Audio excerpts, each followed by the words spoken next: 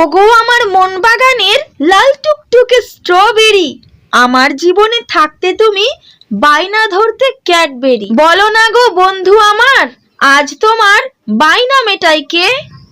আমার মতো কখনো ভালো বাসবে কি তোমায় সে? একা এই একেলা মন খোঁজে তোমায় সারাক্ষণ। ছেড়ে যখন চলেই যাবে দিয়েছিলে কেন আমায় মন? আজ বড়ই জানতে ইচ্ছে করে, আমায় কি তোমার কখনো মনে পড়ে? পাখি তুমি উড়াল দিলে শূন্য করে আমায়, আজও এই খাঁচা রেখেছি ফাঁকা শুধু তোমার আশায়। যদি কখনো বুঝতে পারো ভুলটা ছিল তোমার, ফিরে এসো নির্দ্বিধায়, তোমায় রানী করে রাখবো আমার। ভাগ্য আমায় নিয়ে করে কি খেলা, যেদিকে তাকাই পাই শুধু অবহেলা। সবাইকে দেখে আপন লাগে, আপন তো কেউ নাই, বন্ধু বলো আত্মীয় বলো, আপন নয় নিজেরও ভাই।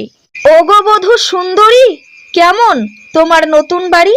টাকার লোভে গেলে তুমি আমায় ছাড়ি, দামি শাড়ি বড় গাড়ি বিলাসবহুল বাড়ি। তোমার জীবন সুন্দর হোক আমায় নিঃস্ব করি। মেয়ের বিয়ের দিনক্ষণ ঠিক হওয়ার সময় মেয়ের বাবা ছেলের বাবার কাছে জানতে চাইলো, আচ্ছা বেয়াই দিনক্ষণ তো ঠিক হলো, এবার দেনা পাওনার বিষয় নিয়ে বসি।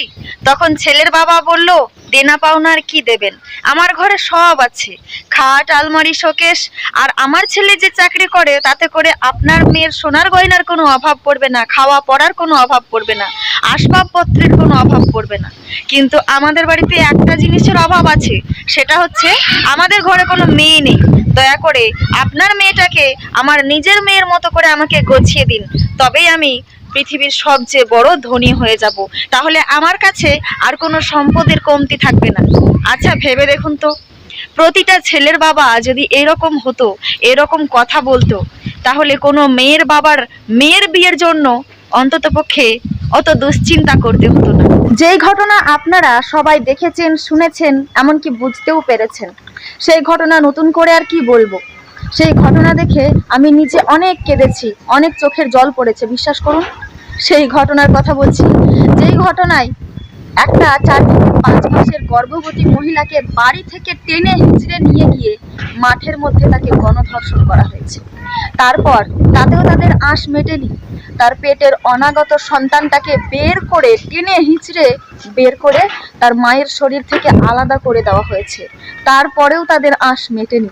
যতক্ষণ না পর্যন্ত মেয়েটা মারা গেছে ততক্ষণ পর্যন্ত সেই মেয়েটার সাথে তারা শারীরিক চাহিদা পূরণ করেছে। আচ্ছা, এরকম নরপিশাচদের সাথে কেমন শাস্তি হওয়া উচিত বলতে পারেন? সত্যি।